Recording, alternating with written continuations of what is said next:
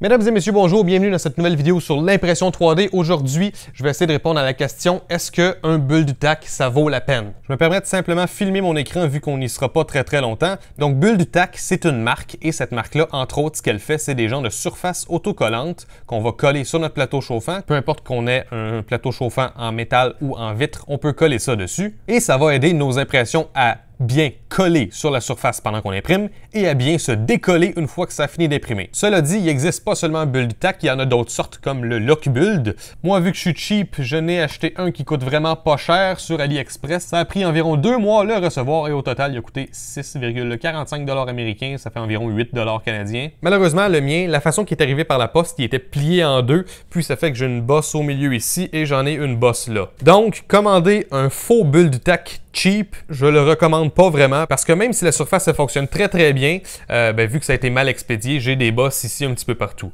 D'après moi, si vous achetez un BuildTak ou un LockBuild, ça va être mieux expédié que ce truc-là. Et aussi, je tiens à noter que cette version cheap-là, elle est définitivement moins épaisse que, par exemple, qu'est-ce qui vient sur la Tevo Tornado. Si vous voulez dépenser un petit peu plus d'argent, vous pouvez vous procurer une Ultra Base de grandeur 310 mm par 310 mm. Et cette surface-là, la Ultra Base, c'est la meilleure que j'ai utilisée de toute ma vie.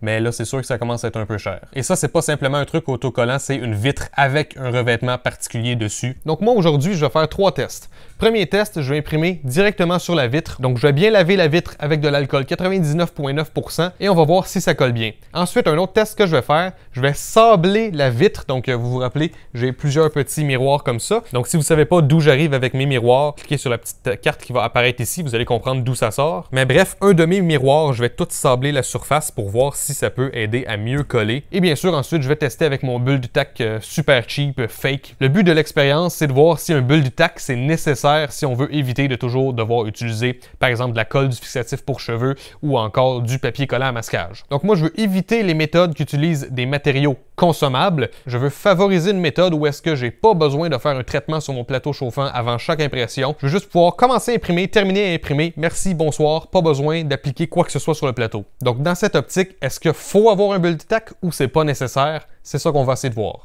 On va imprimer une genre de pastille avec mon logo dessus. Ça devrait prendre 7 minutes à imprimer, puis ça consomme 6 sous de filament environ. J'imprime avec du filament argent, donc il n'est pas gris, il y a un certain aspect réfléchissant, on le voit un petit peu ici. Et je prends cette couleur-là parce que c'est une couleur où est-ce qu'avec nos yeux, on est bien capable de voir tous les détails, contrairement à, par exemple, juste noir ou juste blanc, où est-ce que c'est difficile de discerner les détails des fois. OK, donc mon plateau chauffant est installé. Premièrement, on va faire un test directement sur la vitre, donc on va absolument rien ajouter sur la vitre. Alors, je vais tout simplement nettoyer la surface avec de l'alcool isopropylique 99,9%. Ça devrait rendre ma surface toute propre et sans trace de doigts. Si vous pouvez faire ça avec un tissu microfibre, ce serait probablement mieux qu'avec un petit essuie-tout comme moi, puisque moi, ça peut laisser des petites poussières derrière. Je m'assure de bien nettoyer la surface. Hier, en ajustant mon plateau chauffant, je me suis coupé sur le côté du pouce et là, l'alcool, ça soulage pas vraiment, je dois vous avouer.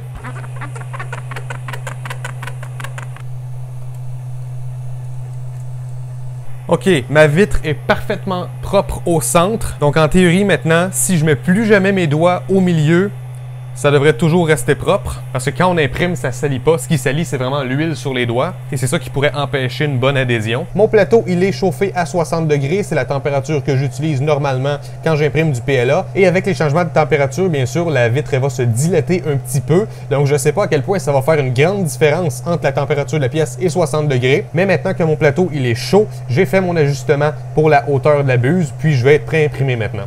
OK, l'impression a démarré. Et on voit que, ma petite ligne, elle a collé, mais elle a décollé à la fin. Et là, ouais, OK, mon cercle se fait, mais j'ai un genre de petit fil qui a dépassé. Ouais, on voit que ça colle pas super bien. J'ai réajusté le plateau du mieux que je peux et maintenant, ça semble coller. Donc, on va voir si ça colle tout au long de l'impression ou si ça va se décoller à un moment. Mais déjà, on voit le skirt, le genre de contour qui touche pas à la pièce. Il y a eu de la difficulté à coller. On le voit un petit peu juste ici. Et ça, c'est un bon indice, je pense, que si on a une forme qui n'a pas une grande surface qui touche au plateau, si on est directement sur de la vitre, ça ne voudra pas bien coller. Là, cette pièce-là, ça risque de fonctionner parce qu'on a une grande surface quand même qui est en contact avec la vitre. On va voir qu'est-ce que ça donne.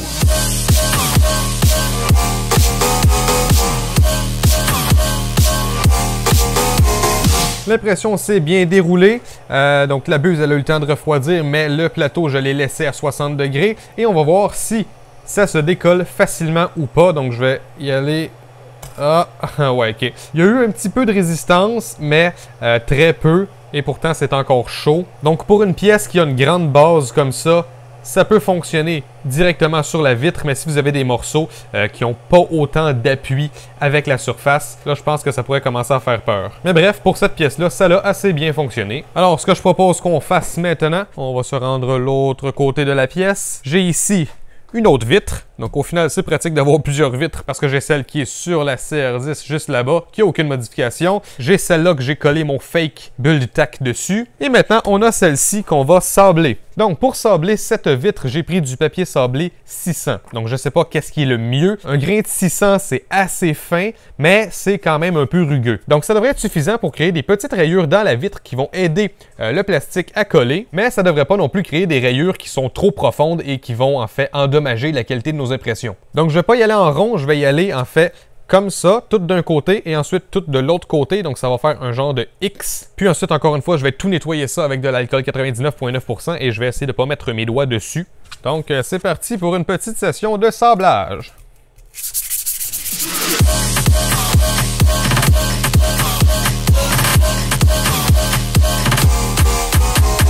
Donc vous pouvez voir qu'il y a effectivement des petites tiraflures partout.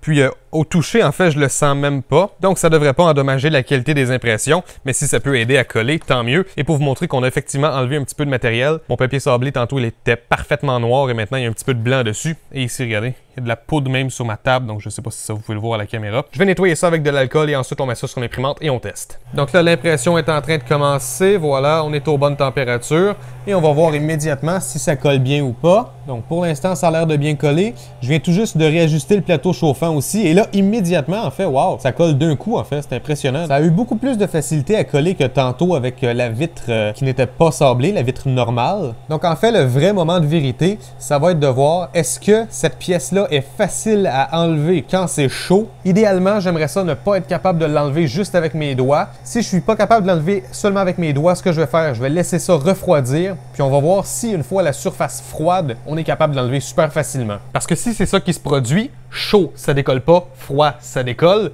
essentiellement, on vient de se retrouver avec une ultra base. Donc ça serait excellent.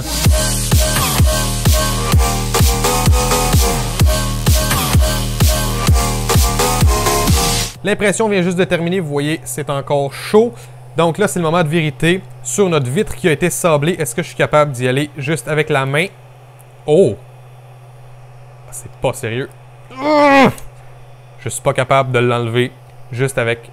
Ah, bon ben ça a fini par s'enlever. J'ai été capable d'enlever la pièce pendant que le plateau était encore chaud, mais ça a été quand même difficile. Donc ce que j'ai envie de faire maintenant, je vais refaire le même test avec la même vitre, mais je vais attendre que le plateau refroidisse avant d'essayer de le décoller. Puis on va voir s'il faut forcer encore ou si juste une petite poussée, ça va le décoller, comme sur une ultra base. C'est maintenant le moment de vérité. On est donc à 31 degrés sur le plateau chauffant. Donc là en fait, on va voir si on est capable, maintenant que ça refroidit, de juste enlever la pièce en mettant le moins de pression possible. Oh, c'est pas sérieux. Là, vous avez vu, là, j'ai rien fait, là. Wow! Donc, en fin de compte, ça agit à peu près de la même façon qu'une Ultra Base. Quand c'est chaud, ça colle. Quand ça refroidit, ça décolle tout seul. Vous avez vu, j'ai juste fait ça comme ça, puis ça s'est décollé. Et je vous promets que moi, j'avais rien touché avant. J'étais en train d'écouter des vidéos sur YouTube en attendant que ça refroidisse. C'est la première fois que j'essaie et juste en un coup, ça s'est décollé. Comme la Ultra Base. C'est l'heure de faire le test avec mon fake build tack cheap. Ah ben voilà, en fait, on voit déjà que ça colle absolument d'un coup. Et en théorie, ça devrait bien coller tout le long de l'impression.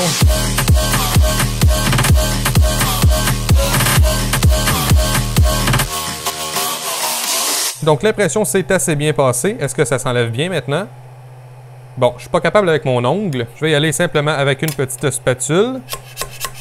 Et voilà, c'est fait. Donc, tout le long qu'on a imprimé, ça l'a bien collé. Et là, vous voyez la surface en dessous et la petite bosse que vous voyez au milieu, c'est la petite bosse que j'ai au milieu de ma surface puisque je l'ai reçue par la poste pliée en deux. Bravo. Honnêtement, ça, c'est un petit peu une révélation pour moi. Je compte pas vraiment utiliser de build tack maintenant que j'ai juste une vitre qui est sablée. Donc, celui-là ici, BT, build tack. Si on regarde en dessous, vous voyez l'aspect lumineux que ça donne. Ensuite, si on regarde VN vitre normale. On voit que l'aspect lumineux il est complètement différent. Je vois le néon au plafond. Vous voyez encore ici, on ne voit pas le néon. Tandis qu'ici, on est capable de le voir assez facilement. Donc, vous voyez que l'aspect n'est pas du tout pareil. Donc, si on compare la vitre normale avec la vitre sablée, donc ces deux-là, c'est la même chose. Il y en a un qui a été retiré à chaud et un qui a été retiré à froid.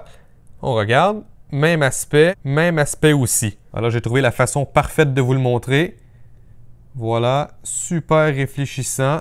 Et ici, ça ne l'est pas du tout. Donc là, me voilà très satisfait. Donc, si vous voulez avoir un plateau chauffant qui est absolument sans entretien, prenez-vous une vitre, sablez-la, ou sinon faites comme moi, payez 10 ou 20 $ pour acheter un kit de 4 à 6 miroirs. C'est des petits miroirs carrés. Tout ce que vous devez faire, c'est vous assurer que c'est la bonne grandeur pour la CR10. Donc, je pense que ça va surprendre quand même beaucoup de gens de voir à quel point une vitre qu'on sable, ça fait exactement le même résultat qu'une Ultra Base. Alors, j'espère que vous avez appris quelque chose aujourd'hui. Vous me direz si vous faites la même expérience chez vous. La vitre sablée colle super bien quand c'est chaud, ça se décolle super bien quand c'est froid. Ça a le même aspect qu'une vitre normale. On voit pas les petites rayures qu'on a fait avec le papier sablé. Et c'est sans entretien. Pas besoin de colle, pas besoin de papier à masquage, pas besoin d'acheter un bulle du tac non plus. Achetez-vous une vitre, sablez-la, essayez-la pour vrai, je pense que ça vaut la peine. Donc, j'espère que vous avez aimé cette petite vidéo. Moi, je pensais de faire une vidéo où est-ce que je vous disais à quel point un bulle du tac c'est génial et pratique. Et finalement, je me retrouve à avoir fait une belle découverte. Si vous avez aimé cette vidéo, n'hésitez pas à laisser un j'aime et à commenter. Et n'hésitez pas à partager cette vidéo avec vos amis qui font de l'impression 3D si vous pensez que ça peut être utile pour eux. N'hésitez pas à me rejoindre sur tous les réseaux sociaux YouTube, Facebook, Twitter, Google+, et Instagram. Et moi, je vous revois une prochaine fois dans une vidéo. Ciao tout le monde! Ah là, c'est vraiment le bordel. Ça va faire du bien de faire un bon petit rangement. Ah ouais, là, c'est quand même beaucoup mieux. Bon. Ma journée, elle est terminée.